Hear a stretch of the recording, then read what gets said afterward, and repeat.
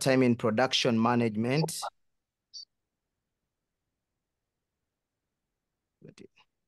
Okay, just to echo what I said, I'm SMUJJU ISIMA, a Ugandan sound recordist and filmmaker. I part-time in theater production management and sound design. I've been doing sound for the past 8 years. And now, welcome to the Spectacolo Sound Design course. This will be hosted by MASHIRIKA Performing Arts Media Company. I request that there is a feedback I'm picking, so I'll request that we first mute our mics so that we don't be getting that feedback.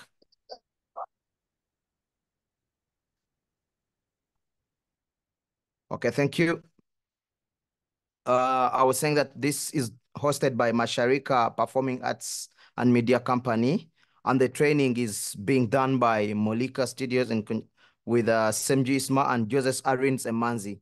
Joseph Arin Zemanzi is my other colleague.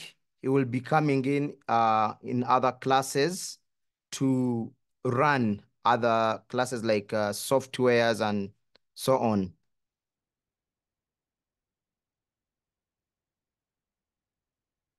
These are going to be our house rules. I hope you can see my screen.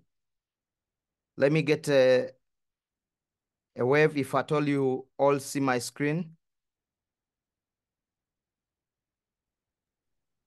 Yes, we can see your screen. Yes. Okay. Thank you. So these are going to be our house rules. For every class, always keep your names the way you registered when you are requesting to be part of the then make sure to join early enough so that it will enable us to start on time. For instance, now we had to wait for 6 minutes, and that will be the flow for every time we are running this. Keep your mics mute unless you are saying something. Then we are registering attendance for every class and also recording this class. Then we shall be having some assignments on a daily, like every time we have a class, there will be some assignments that will be coming in. And then make research your best friend as you're part of this class.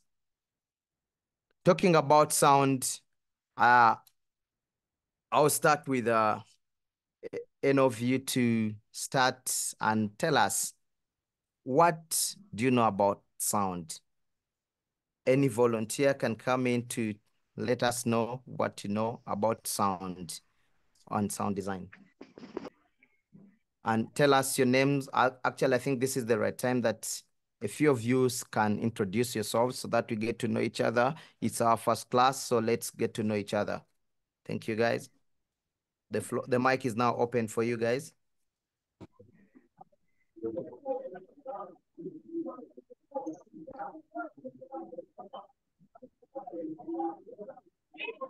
Oi. Yes, Felipe. Okay.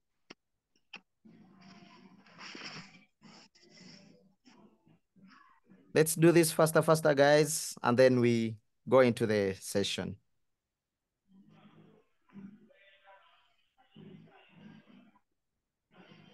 Okay. Can we have any volunteer to I'm here, Andrea. Okay. Take it on. Andrea from Caper. Okay, my microphone. Okay. I don't know what is sound like you know. I never make nothing like working, but for me, sound is something that can touch your soul and put you in some state. Okay, something that make you travel and feel the things and see. And for me, sound is everything. I can feel the sound inside, and it's something that make me really travel around the world in my house. Nice. Thank you. Thank you for that. Any other? Okay. We'll have like 4.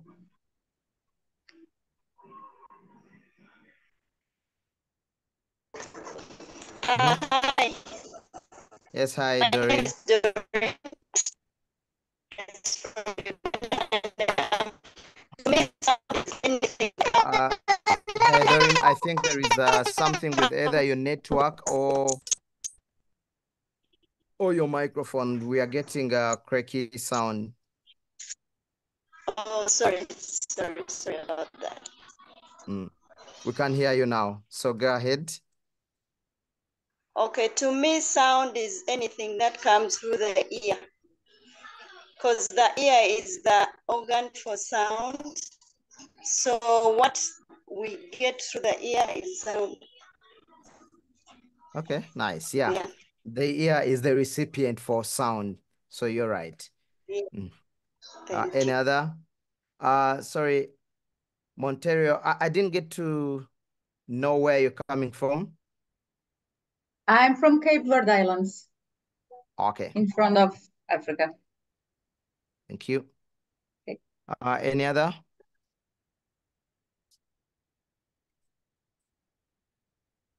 I greet you all. My name is SMUJJU Musisi Edwin. I'm from Uganda. So me, I like the lady was spoken before me. I also define sound as food for the ear.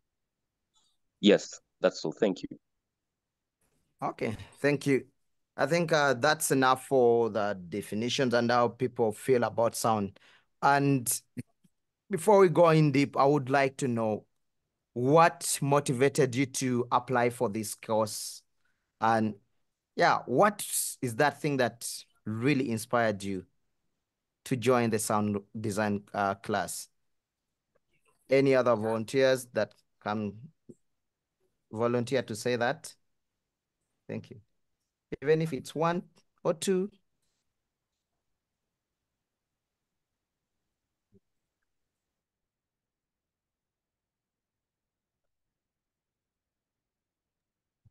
Anyone to? Hello, hello. Hi, My name is Benito. Benito. My name is Benito. I'm from Cape Verde, and I joined the class because I like to learn more about sounds and how can I put sound in my performance of theater, because I make performance for theater and theater also. That's why I joined the class, and I'm enjoying. Thank you. You are welcome. Thanks for sharing. Any other? Similar to Benito, I'm Jasna Kinjic from Belgrade, Serbia. And similar, Benito just actually said why I wanted to attend this course. I'm very, very curious about sound and everything that I can learn here. And I'm very, very grateful for your, for your help with this. I am a performer as well, and I would really love to be able to create my own sound for my performances, as I am a musician and singer and a performance artist. Okay, thank you. Another? Who can Hello. volunteer to Yes, Albert. Hi. Hi, Isma. Hope you're well. Yes, I'm good. Hi, Yes. everyone. My name is Albert Muriru from Uganda. I've been in the performing arts industry for the past like 18 years to 20. One of the things that made me join this course, I was just simply tired of bad sound. Yeah, being a production director, I love sound. Also, the issue of copyright with several tracks that were being used becomes an issue. So, as a creative, as a production director, you need to find authentic sound and also proper sound for different performances and different artists. So me understanding sound design puts me in a position that to be able to, Alex, you know, kindly mute your give mic. a direction. Okay, Albert, you can proceed. Yeah, sorry. And I'm saying it puts me in a better position to have proper sound when you tell probably a sound technician. And the thing is, truth be told, ISIMA knows we do not have many sound designers in Uganda. Yeah. That one is a fact. We have sound technicians, but sound designers, no. So I would want to, you know, be one of the pioneers. This is the second course I'm taking from the one I did with the American Embassy, but to understand it much better, to be in a position also to, with time, to do what Mr. ISIMA is doing here. Okay, thank you, Albert. Can we have any other person to volunteer and share why they joined the course? Hi, my name is Kiriko. I'm now based in Vienna, but I'm from Senegal and Czech Republic. And I work in the theater as a sound technician usually, and I'm a DJ and I produce a little bit of sound.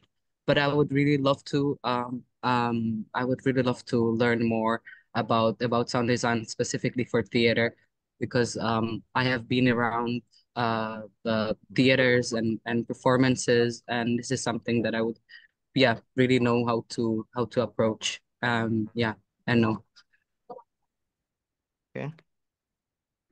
Okay, thank you. Let's have two more and then we get into the course.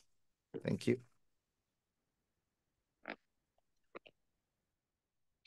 Hello.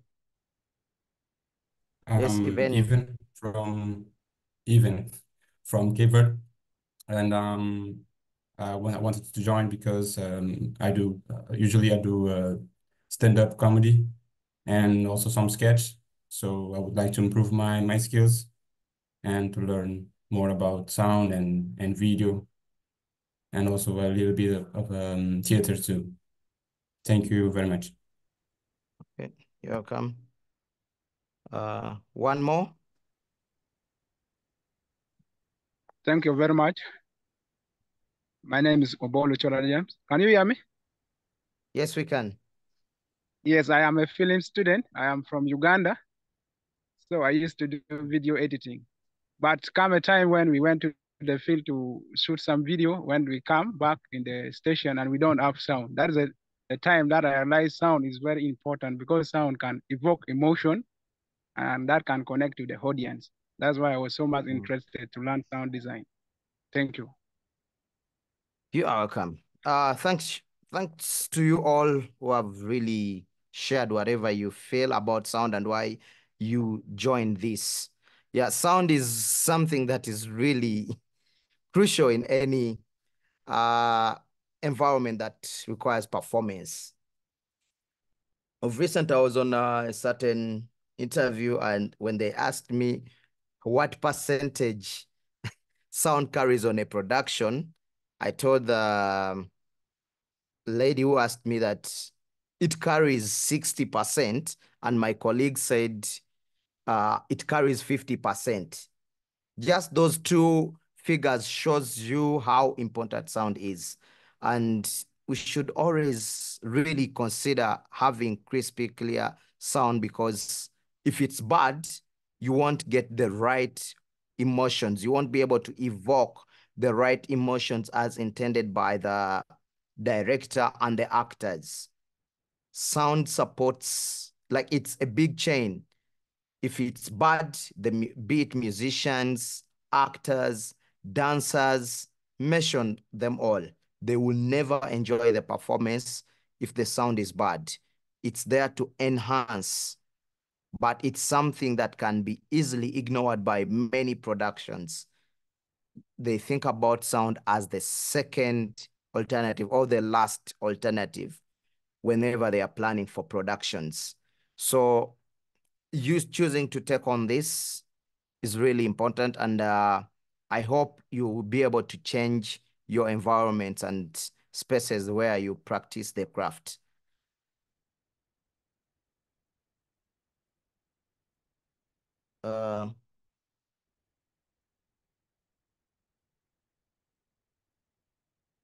So our next is, what is sound and how does it propagate? If you can read on the screen, sound is vibrations that travel through the air or another medium and can be heard when they reach the listener's ear. I think this is also similar to what some of you defined earlier. It is the vibration, anything that vibrates, be it wind, that's more in air, but also sound travels in other mediums. So sound is vibrations that travel through the air or another medium and can be heard when they reach the listener's ear. Sound is pressure, generally a movement of air molecule traveling from the sound source to the listener's ear. That's another definition. Sound is pressure, generally a movement of air molecule traveling from the sound source to the listener's ear. Sound travels from one point to another, similar to the way waves ripple outward from where a stone has been dropped into a pond. Sound travels through a medium such as air, water, wood, metal, to mention but a few. Okay? So, sound is anything that you can hear, and when it's moving through different mediums, when sound is moving through an open space, it affects your ear differently. When it's moving through air or water, it will affect differently. Similarly, when it's being moving through wood or metal, it will affect differently. With air, it has more of space, so it will be sharp. If it's through water, it will be a bit dull. And when it gets to wood, it will still be dull. With metal, it's a bit sharp. It's a mix of being dullness and being sharp. So as you are designing anything in sound, you have to put into consideration, where is the source? What's my source? As a sound designer, as sound designers, we tend to duplicate and illuminate sounds that are existing. Sometimes we can create new stuff, but you're still illuminating something that is already existing. So the moment you are given something to design, ask yourself, what medium is my sound coming through? It can be cloth. It can be any other like tables and stuff. So ask yourself, what is my source? Okay. So I hope we are okay with these definitions, and before I move on. Yeah. Are we okay with this area? Okay. Yes, yes. Yeah. Now let's see how sound propagates, like how sound travels. Sound travels at different speeds through different densities of material. And speed of sound, the speed of sound in air at room temperature is 20 degrees Celsius, is approximately 343 meters per second, or 125 feet per second. The speed can vary slightly depending on factors like temperature, humidity, and air pressure. What this basically means is the sound of any device or any creature or any instrument will be determined by different factors, and temperature is one of them. For instance, I can give a quick example of human voice. The way you sound in the morning is different from how you will sound during day when there is a lot of heat. And it will be different when you are in a very cold environment. Your voice gets affected according to temperature. It's the same thing that happens to all these other mediums of sound, that the sources, the instruments will sound different according to temperature. So this is one of the factors that, as a sound designer, when you're going to design something, you should always put that into consideration. What temperatures am I in, to determine how you're going to shape your craft. Because when let's say that you're given a scenario where you're dealing with characters that are in a desert, the desert shouldn't sound like when you are in snow. For those who have watched a lot of like movies, now it's time you can go back and pay attention to how all these different temperatures are considered, like how they deal with them when they're dealing with sound design. So temperature is one of the factors that you have to pay attention to when you're designing. Similar with humidity, and then I'll go back to the texture of the medium. Okay. So first is the medium, or the source of sound. Where am I getting my sound? Is it a wood instrument? Is it a metallic thing? So put into consideration the medium. Then come to these other factors that affect how your output will be, which is temperature, humidity, air pressure, then the texture, and so on. Okay?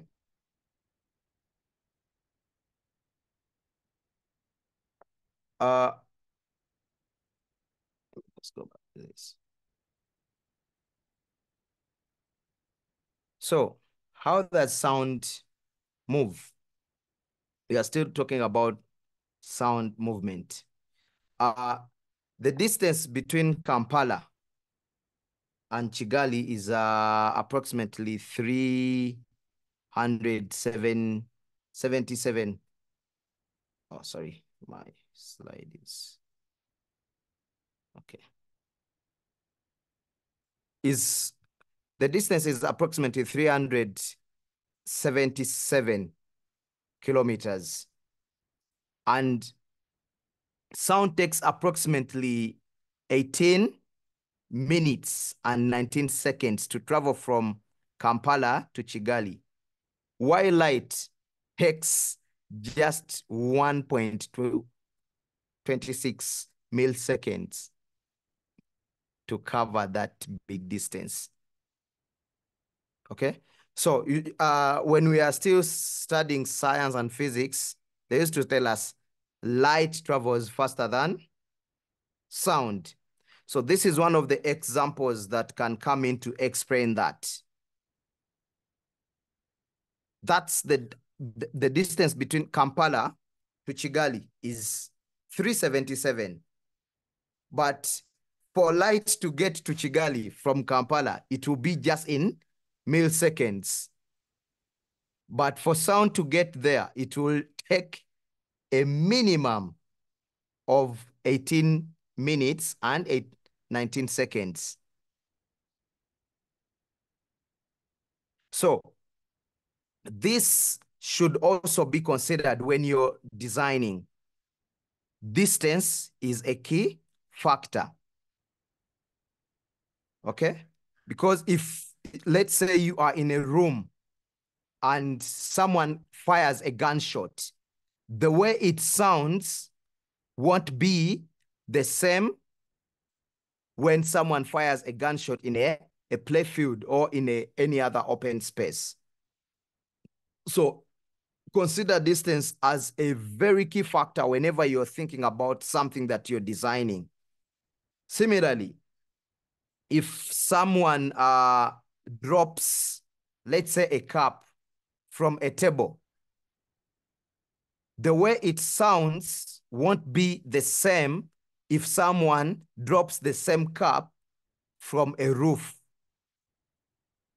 Okay? So we should also consider that, because the time that cup takes to drop from the table is different from the time the cup will take to drop from a roof. Okay? So those are some of the things that we always need to consider when we are looking at sound design mainly.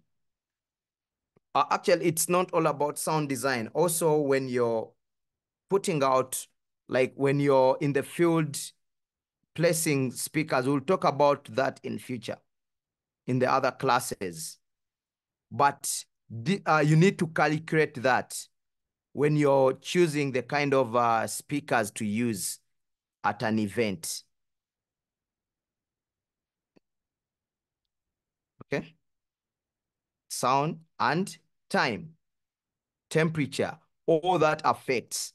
Because when we talk about temperature, the kind of speakers you will use in in a very hot place won't be the same type of speakers you might choose to use in a cold environment. The speakers that you use indoor shouldn't be the same for outdoor, because they are all configured differently.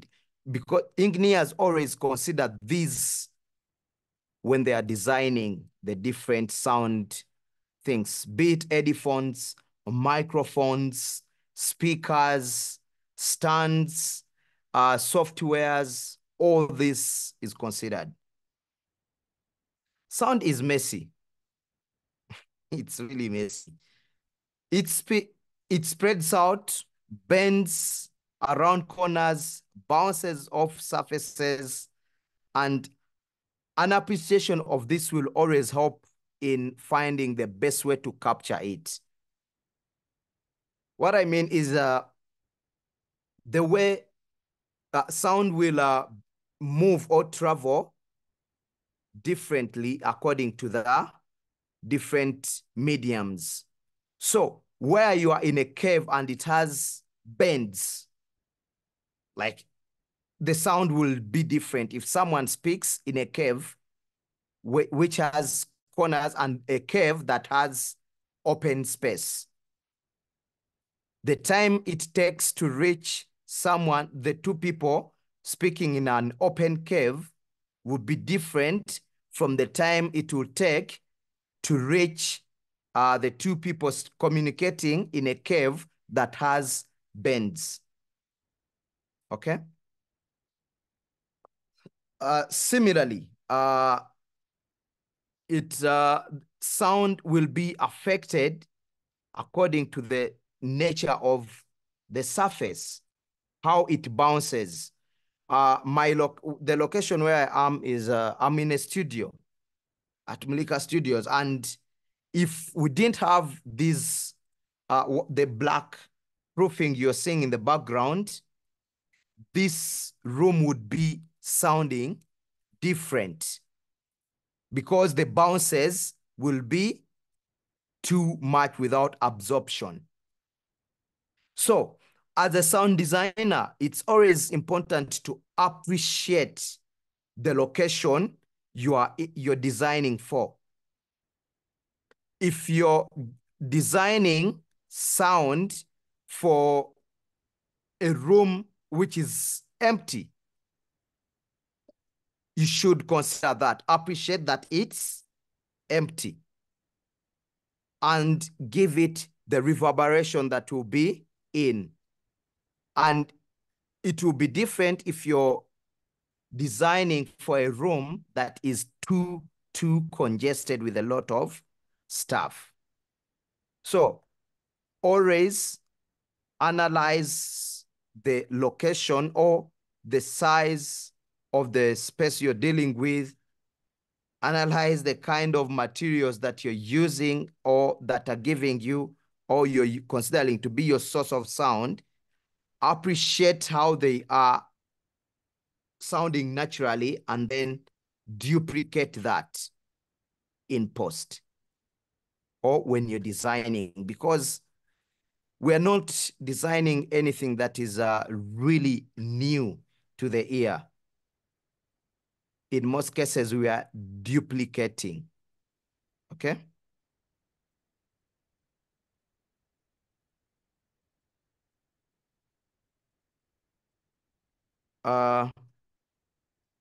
Now let's talk about properties of sound.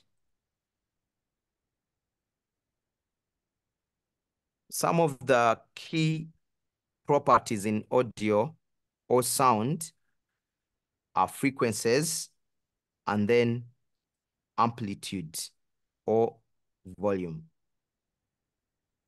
As a designer, you need to always consider these two because they will affect your output, they will affect the performer and the audience. Quick definition for frequency. Frequency is the number of vibrations per second. Number of vibrations. In our definition of sound, we said sound is vibration that travels through the air or another medium and can be heard when they reach the listener's ear. And for frequency, this is the number of vibrations because we are dealing, sound is all about vibrations. Even my body, as I speak, I'll speak, but the quality of the tone of my voice is determined by the vibrations in my chest and the entire body. Okay? The unit for frequency is Hertz, in most cases abbreviated as Hz. Also, we use K. That is basically standing for kilo. It indicates thousands of hertz. 20 kilohertz is short for 20,000 hertz. Okay? Frequency is measured like the unit measurement is coded as hertz, which is Hz. That's the abbreviation. And when it goes to thousands, we use K to represent kilo. Many sound engineers, you will hear them say, give me 20, this speaker can hold up to 20 Ks or 18 Ks, okay? Or this number of hertz. That's the measurement or the measuring unit for frequency. The human ear ranges from 20 hertz to 20 kilohertz. Anything above or below this is inaudible to the human ear. Frequencies above this are ultrasonic. Frequencies below are subsonic. Hope we are together on that. The human ear can only handle the least volume of 20 Hertz. That's the least it can hear. So, and the maximum is 20 Hertz, 20 kilohertz. So anything below 20 Hertz, a human ear can't capture that. It won't be able to decode that. And anything above 20 kilohertz will be really dangerous for the ear. So as a sound designer, when you're putting together your different layers of sound, you need to consider this before you export. Get to know what frequencies works for the human ear.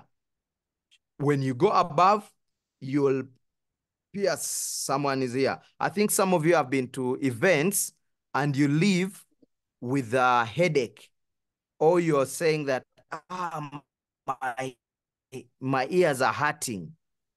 The engineer did think about you. He pushed more than your ears could really take in. And for things that you can't really capture, sometimes that means they were recorded below your hearing capacity.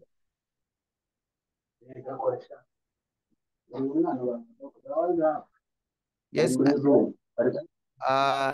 Nzanywa, I hope kindly mute your mic. Yves? Yes, please. Kindly mute your mic.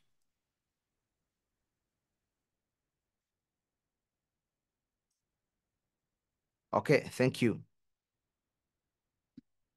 For this class, we are starting with basic and general things about sound. Okay. After understanding the frequencies, how they will affect the ear, and what the ear can put in, also that links us to the amplitude, or call it volume, that's levels. Sound is measured in decibels. The way we say that for frequencies, it's measured in hertz or kilohertz. The general amplitude for like measurement for sound is decibels, coded as dB. Okay. Amplitude is the intensity of sound. In professional sound circles, this effect is usually given the name level. A director says to a mixer, turn up the level, not turn up the volume, if he or she wants to be taken serious. Yeah. For those who use that, give me more volume, it's not that common in the professional circles.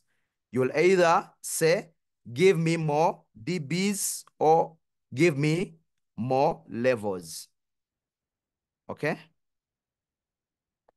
So the frequency and amplitude or volume are things that will frustrate you or the listener. Because as a sound designer, if you put out something that is bad, that means it will also affect your ears.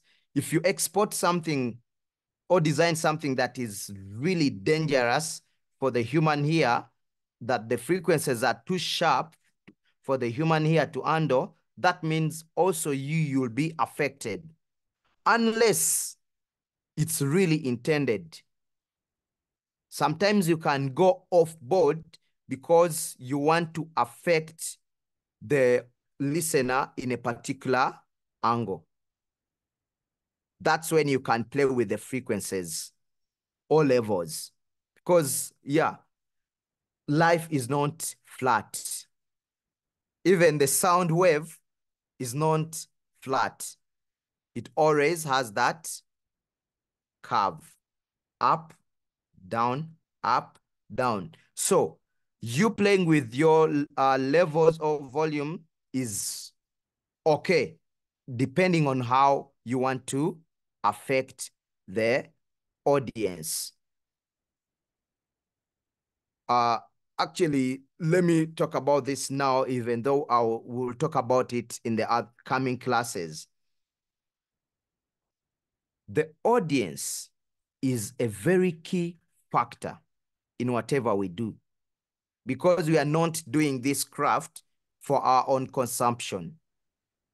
In whatever we are doing as audio engineers, as sound designers, as artists, directors, costumers, name it, the key thing to first consider is the audience. How are they going to be impacted when they listen to this? How are they going to be impacted when they watch this? Okay? So we should always consider the audience when we are putting in the levels. For instance, if you are in like you are at an event and you are the sound mixer or the main sound engineer, the number of people in the space should determine how much output you give that audience. Sometimes engineers tend to like just open the levels so loud, and this affects, because you have a very small number of people, but you're giving an output that can be consumed by 1,000 people. Yet you have just 120 people. Okay? So, mind about frequencies. You can always go back and read more about, like, that's why I said, make research your best friend. After this class, you can go back and read more about how volume and frequencies affect the human ear. Okay?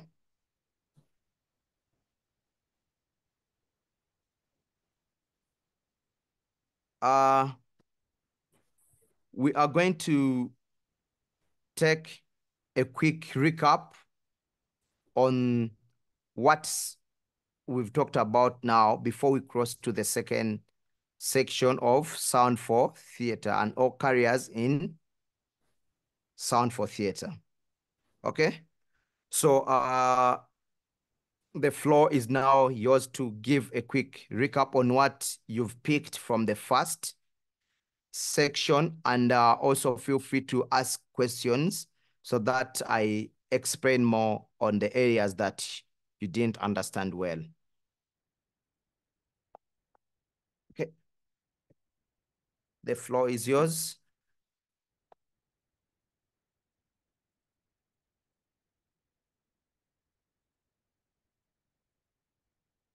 Should I take it that we are all okay with whatever we've discussed? No questions? Or anyone to give a quick recap of what you've picked from that first section?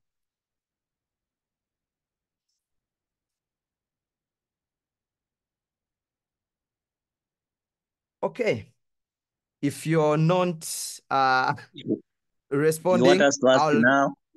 Yes, now is before we cross to the second section of sound for theater or careers in sound for theater, let's first do a quick recap on what we've covered under sound. What is sound? What we've touched about frequencies, amplitude, and so on. Listen, I was shooting something for MTN, and yes. I happened to be on a boat cruise. You know that wind on the lake. Yes. When you talk about level and pH, pay what, how do I control that I don't get that feedback of that wind to have a good sound? Because remember, even this person competes to talk, with the sound of engine, waves, and the wind. Okay. One, like you need to always study the environment that you're going to record in. Now, this is about recording. So whenever you're going to any location, you need to carry the right tools, analyze how the different spaces. For instance, you are on the lake, that means we have a lot of wind. What can help you cut some of those frequencies is having windshield. The windshield or the blimp or cover the microphone with different layers that can help cut out the wind. Then also make sure that the microphone is as close as possible to the your main source. If it's the person or the engine or whatever you're capturing, let it be close. But carrying the right covers to help cut the wind will always help you a lot.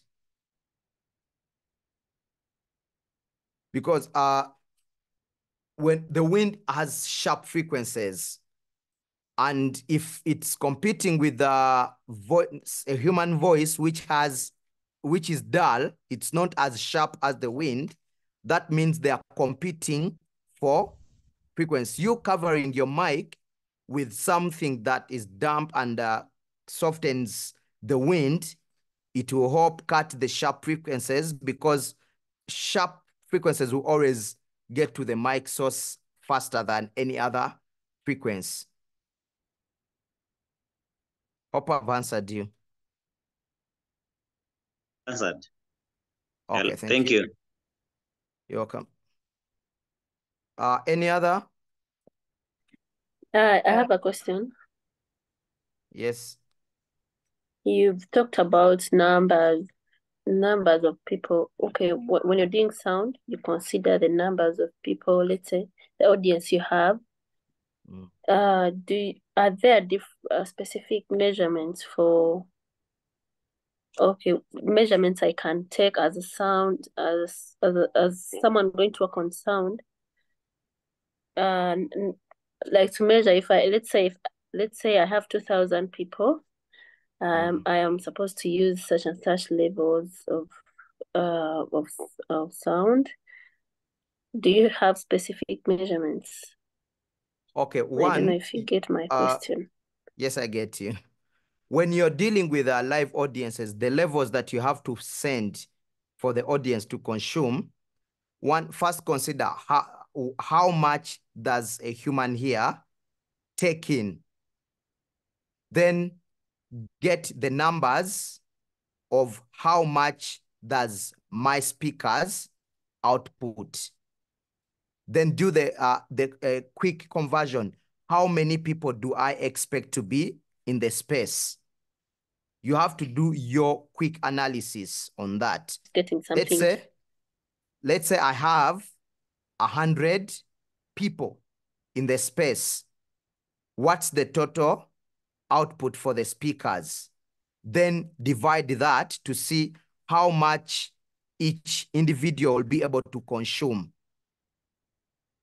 according to their listening capacity. Then you determine the level that will give you, okay, that requires some bit of serious calculation as an engineer when you're doing that.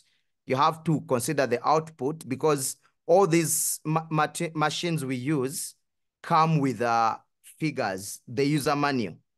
Though it's a tendency that many of us, when we get the machines, we don't even care to look at the user manual. So always read your user manual, know how much your different tools you're using are outputting, then to be able for you to calculate. But for quick analysis, let's say your meter level at the master gain is from 0 to 10. And the space you're in, let's say you're outdoor at a festival. You have a space that can accommodate 2,000 people or more, or 5,000. But by the time you start the show, you have around 800 people. First, keep your gain staging at the considerable level of 50. Leave it at 50, halfway. Then use your ears to always analyze, because the more you get more people in the space, they also eat up, like they consume. Their bodies take that sound. Just the way if you speak in the room, the person won't be, if the layer is that thick, the person won't be able to hear you that fast. Consider to when you're speaking behind a cardboard, because these two surfaces consume sound differently. So similar, even our bodies, when we go into spaces, we consume sound. To some of you, if there is someone who said that is a DJ. I believe if you've ever DJed in a space that has 20 people, you can easily hear that sound. Everything that you're sending is clear and harsh on the ears. But when the people get more and more, your sound starts getting dull. So as an engineer, you should always be able to pay attention to that and then get to know that my levels are being eaten up by the crowd. This is the time for me to push. Thank you. Hope I've answered you, Mabel. Yeah, you've answered me, but I still want to ask something. I want you to be clear about the formula I have to use. You've said I get the number of the people. Do the number of people. It's your number of output. Like how much can your speaker output? Yeah. Or then divide by the number of people. Okay? Okay. Yes. Yeah. Then it will give you that right figure. Don't I have to multiply it with how much a person is supposed to take in?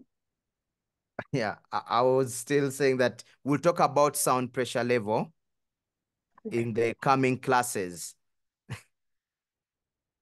Okay. Which is 85 degrees dB max. Okay? Pardon?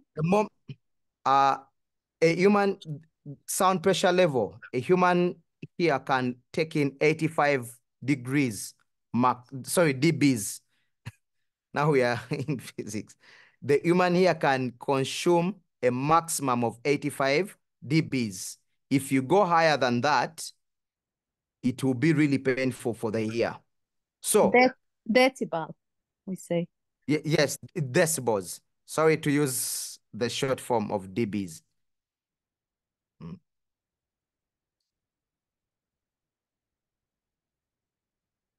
Mabel, are you okay with that? So it's the human ear, it can take a maximum of 120 dBs, but that's too much. Everything, that's the max, but you can, the moment you go past 85 dBs, it starts being painful. So this is something that you can also consider when dealing with frequencies. The sharper they get, or the sharper the volume, the more like it will affect the ear differently. Okay, it will be really painful for the ear to take in. That's why, so for those who are designing for torture, you always hear that sharp sound, and they push it at 3K, which is 30,000 kilohertz.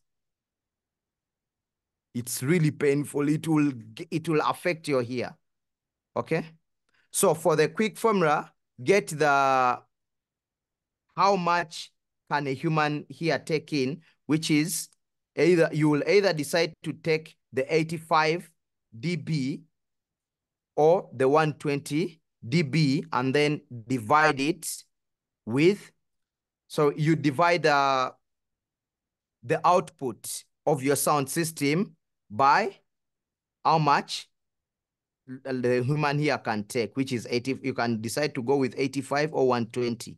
But I would suggest that you take the higher figure so that you know that this is the least I can send.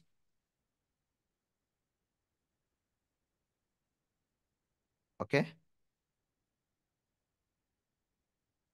So we've so far used an hour. I would request that we take a 5 minutes break, stretch, and at exactly 7 minutes of 7 p.m. according to Ugandan time, or wherever you are, it will be 7 minutes of that. We'll resume. Take a mini break and then resume. Thank you. Thank you.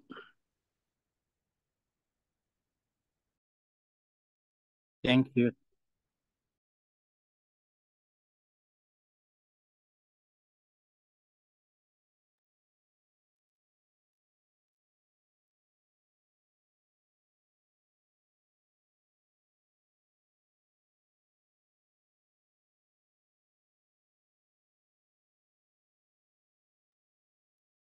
Isma, someone from the chat box is saying, put some music from your country.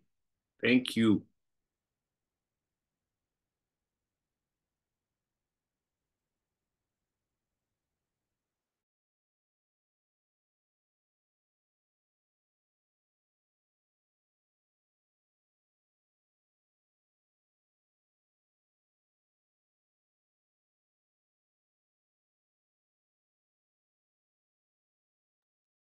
Isma, I think you need to unmute yourself so that you can give us music. Yeah, I'm going to play something in a few seconds.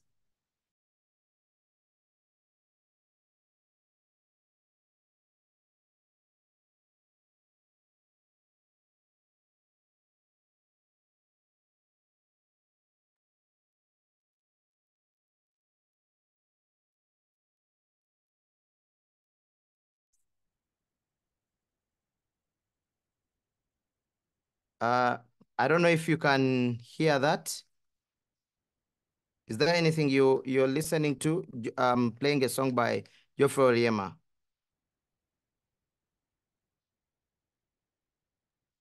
Oh, we You're listening can. to yourself. Oh. Let me ask my colleague to first assist me on this.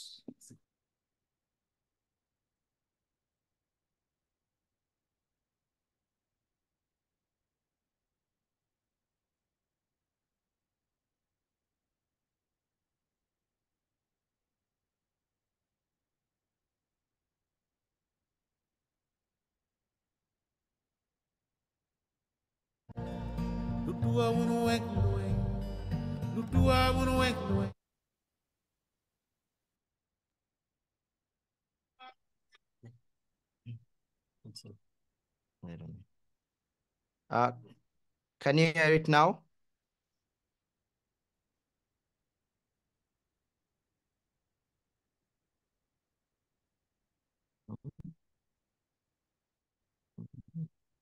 What's happened?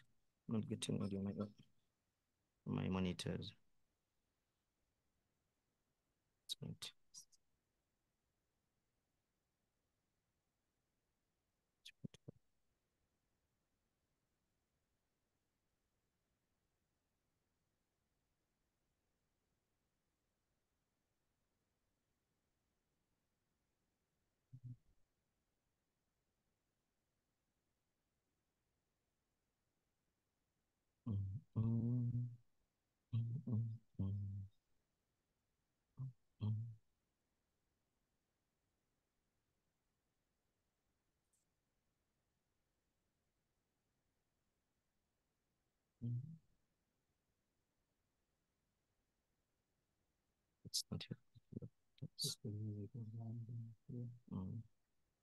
Hope they are listening in.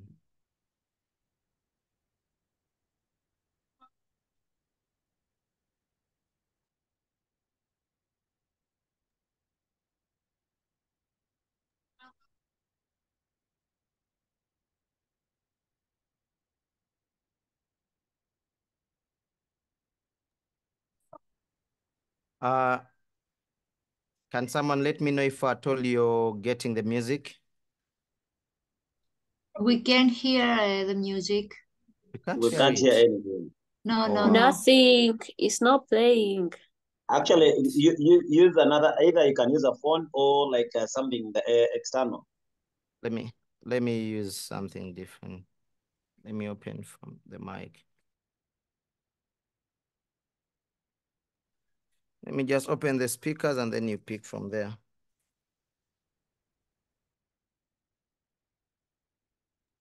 Please consider our ears. You may level it up.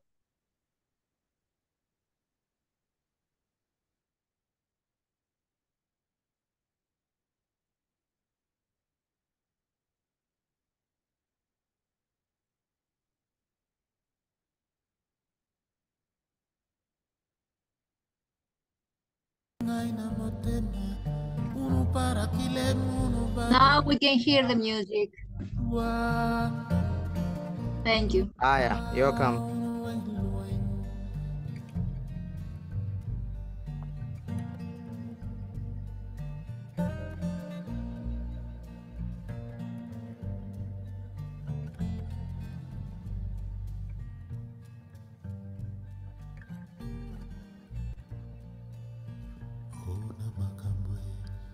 Songi songi bandeko ye likambo na motema ye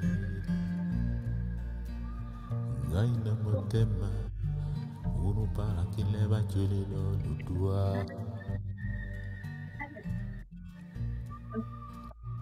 ona makambo ye.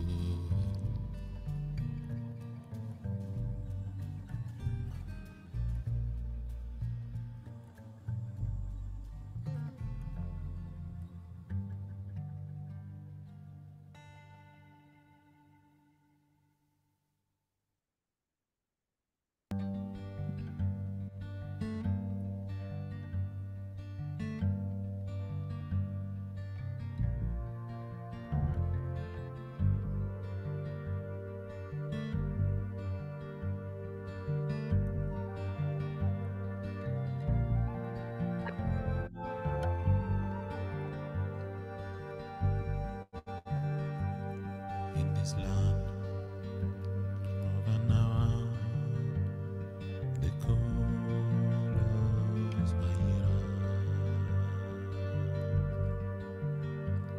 In this land of an hour, the colors Bahira. Ubiga tell you,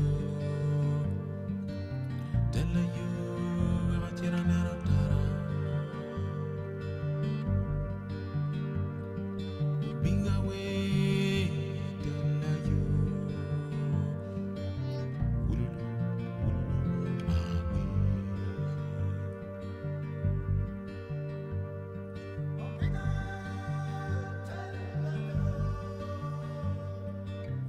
tell you, Ratira Nerotara.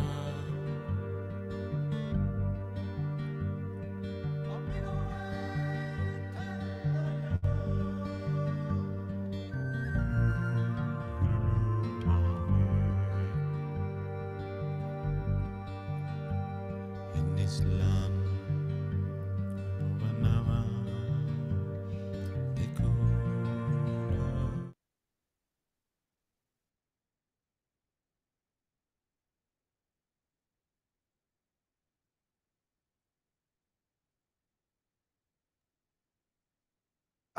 So I'm going to play one more and then we get into the class again.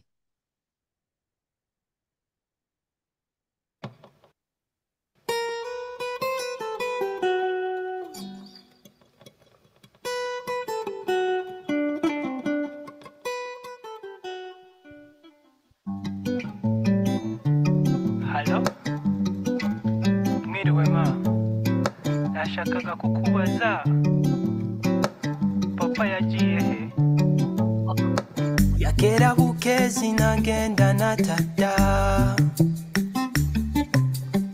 ensonga ya lupiya munange yamutwala yanoonya bulamu bulungi omudungu eno ku kyalo abaana bamumbuuza Geraldo naye akumbuuza Noa akwebuuza walagawo mulungi tukwebuuza walagawa munange tukwebuuza papa okomawo ddi papa komawo oh, papa okomawo ddi papa komawo oh. When I hear this phone ring my heart aches.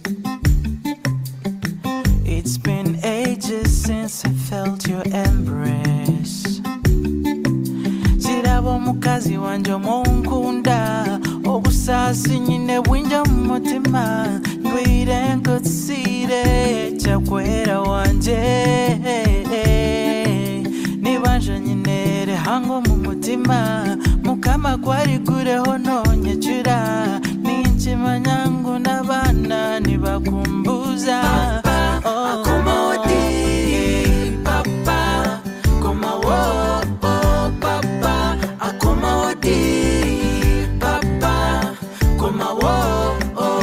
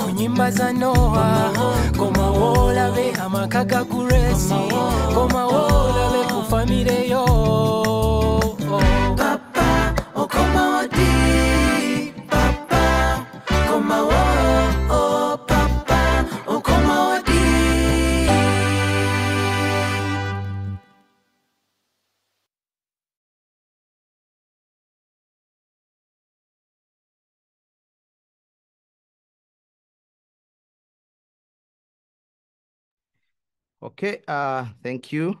That's some of the music from Uganda. You can let me know about what you think about Ugandan music. The first artist was Geoffrey Olyem, the late. He comes from the northern part of Uganda. And then the last song is from Noah Infectious and Joseph Arins. Those are my colleagues from Molika Studios. It's a song that we just released of recent on 31st of August. Yeah, you can let me know what you think about Geoffrey Olyema and in general as we go on to pick up our class. I loved the second one, the first one also, but the second one I was dancing right now and really different. Last day I was asking the universe to give me new music. I love music. I don't see TV, I just listen to music. And now it's coming. Thank you. Okay, you're welcome. Yeah, the last song it has the rumba vibes, but the story is actually quite sad. what they are talking about is sad. To those who understand Luganda, they know. The song is talking about a father who left his family when the kids were young, and the first words are the kid calls in to call the mother of, "Mom, I want to know, where did father go?" And then we hear the conversation. The mother like telling the kids where the father went, that he just left one morning and never came back. So the kids, at the end, the father also talks about how he misses the family and he wants to come back, but he's held up wherever he is for years. And the last call is for the kids and the mother telling the father that, "Come back home. We miss you. We are now grown and mature men and girls. You even have grannies. So come back home." That's the story about the last song. Okay. Thank you. Okay. The music is nice to dance. Okay. So now we are going into the careers in sound for theater. And I want us to really interact. Let's break the ice and participate. What are some of the careers you think are under the sound department in theater?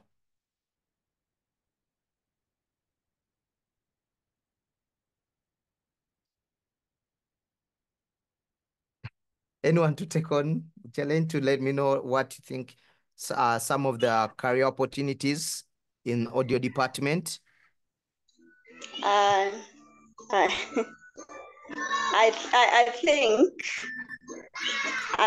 think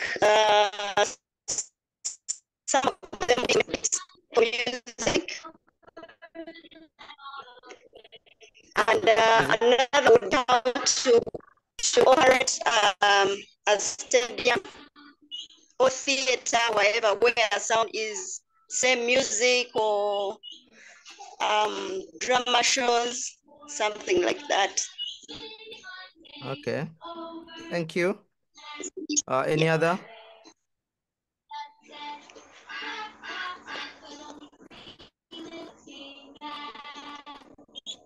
Yes, Doreen, you can now mute the mic. Any other to? Yes. Hello there. Yes, please. Shukra, Yes, number are my Shukra. names. Yes, some of the careers that we can get out of sound, work under the sound department. One of them is being a sound recordist in theater.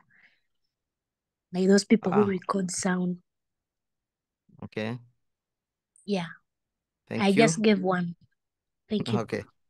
You're welcome. Any other? Yeah. My name is Mabel once again from Uganda. I'll talk about, I've not been to those big fancy theaters where shows have really been so great and what.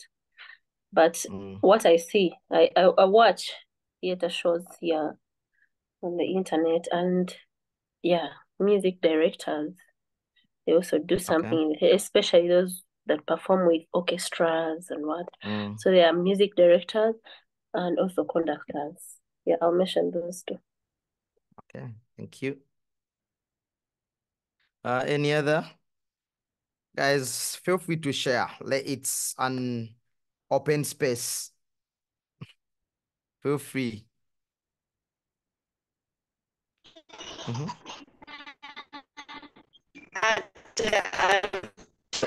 can also leave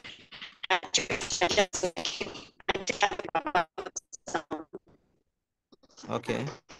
Your internet, I think, is breaking, so we can't hear you well. Felipe, do you have anything to say about that?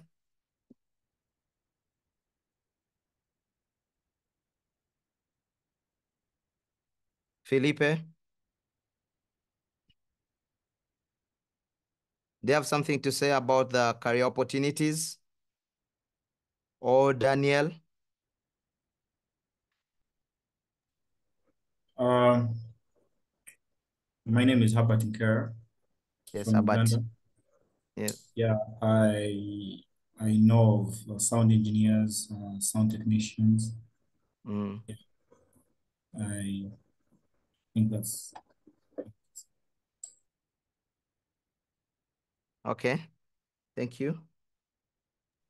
Assalamu alaikum warahmatullahi wabarakatuh. Wa alaikum salam wa rahmatullahi wa barakatuh. Jambo, my colleague. Yes, Yakub. Okay, where I am, it is a bit noisy. I've been wanting to say something, but because of the background, that's why I've been keeping quiet.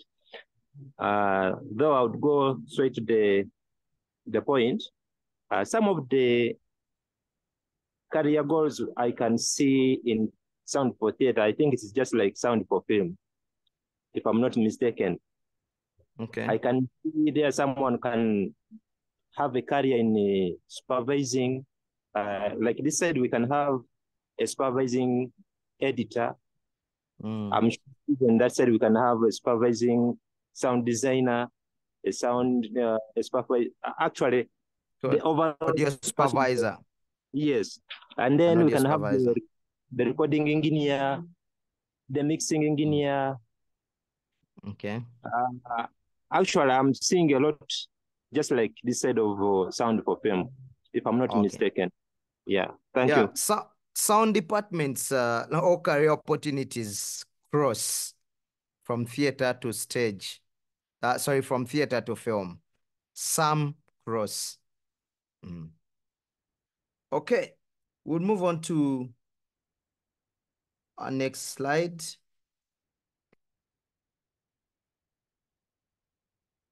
One of the key people we have in the career opportunities or career angles for sound for theater is a sound designer. The sound designer is a very crucial person because they'll determine what comes out, okay, of the whatever you're designing for. Sound design refers to the act of selecting and arrangement of sound effects, music, and props that generate sound. Props that generate sound, that's Foley. Foley is the best definition for Foley is human interaction with objects. That's why I say that I mentioned props that generate sound to effectively create an enjoyable listening experience for the audience. So the main role of the sound designer is to create enjoyable listening experience for the audience. It can be the happy enjoyment. It can be the dark enjoyment where you design something to make someone cry. I'll use the last song that we played. I played Papa.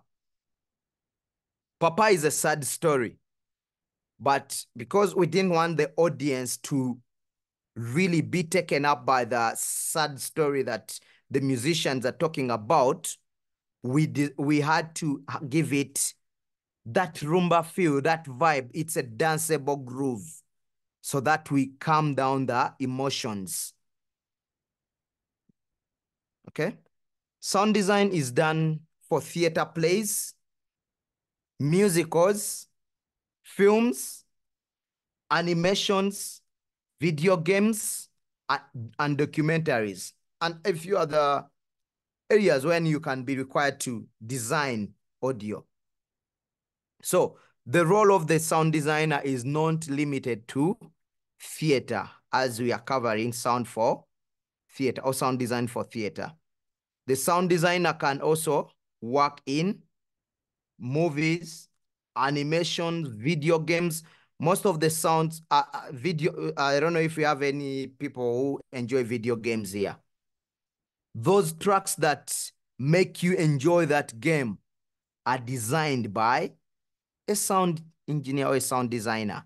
They sit down to think about the effects that you should be in that game.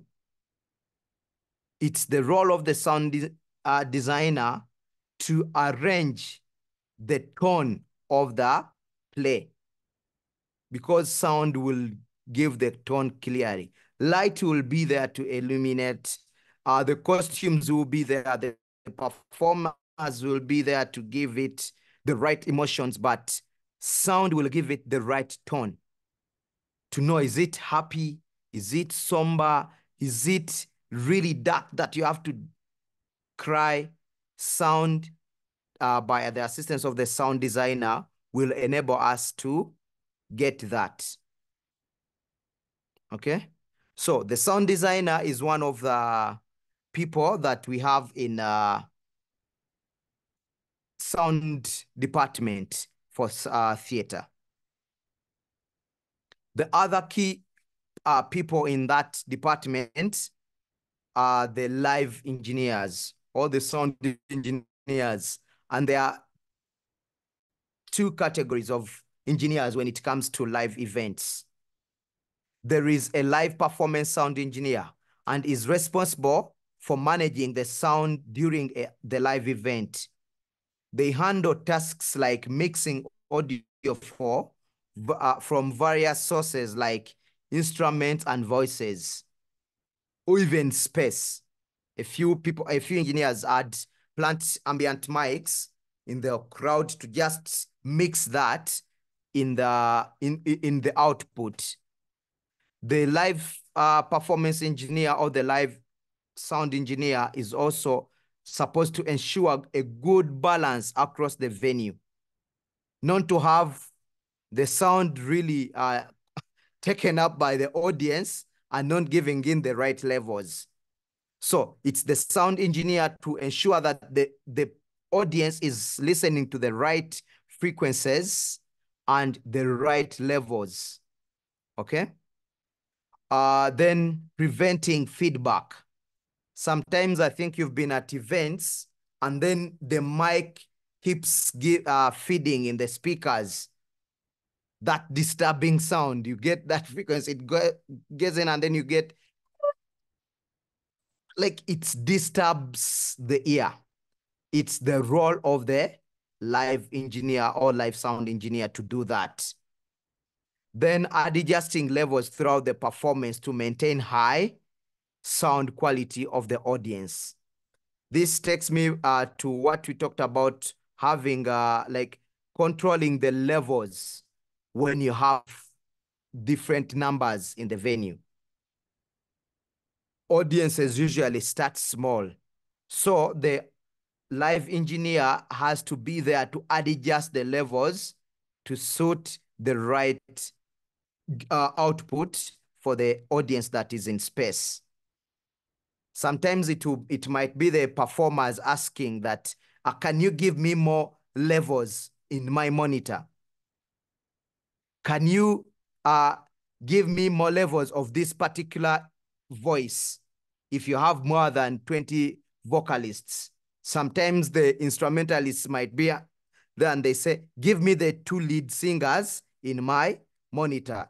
It's the role of the live engineer to do that and to also mainly assess the general output to ensure that we have good quality sound. A systems engineer, on the other hand, sets up and optimizes the sound system before the live event.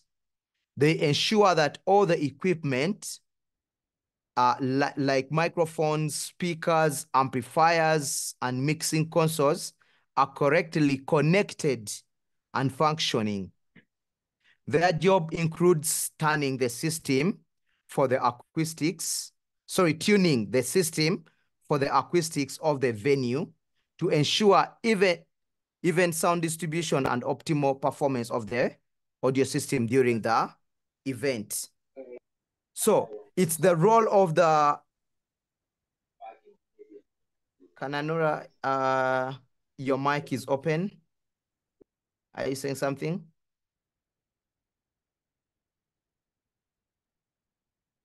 Okay. It's the system engineer to ensure that everything is set. The system engineer will do the donkey work for the live engineer. The system engineer needs to understand the behavior pattern of each and every tool they are going to use, be it the microphones, be it the speakers, the amplifiers. He should be able to know how much voltage does a particular amplifier take? How much voltage does a speaker take? What's the sound pressure level for the different microphones? Which microphone is good for which instrument? Which cable is right for the connection? Like, it needs to understand the flow of sound from how you run the microphone into the mixing console to the time that microphone comes out to be heard in the speakers. So it's the systems engineer to do all that donkey work. The live performance engineer is there to just make sure that you have the qualities. In school, you used to call them the boat. They're all boats. They're all smart guys, but the live engineer pays much attention because he will send the technical rider to the system engineer. Both of them have to sit and agree on what tools will work for the event. They have to do the full analysis that, okay, we have a live orchestra. We have vocalists and string instruments. We have violins. We have the trombones. We have the jazz drums. We have the percussion. What are the right tools to use? What microphones should we go for? What microphones should we use for the choir? What microphones should we use for the lead vocalists? What microphones should we use on the instruments? Let's say the guitar combos. What are the right cables to be used? These two engineers have to make sure that they are at par, because if one of them that goes off, that means the output won't be right. Okay, so, and them having clashes will always affect the production. That's the role of the systems engineer and the live performance engineer. For those of you who have not been on the live event or never pay attention to that, the live performance engineer is the guy who stands on the main mixer, the events mixer. And the system engineer is rarely seen on ground. He will be backstage running, connecting, and once the show starts, they'll only be there to monitor. And then the live engineer will take on the job.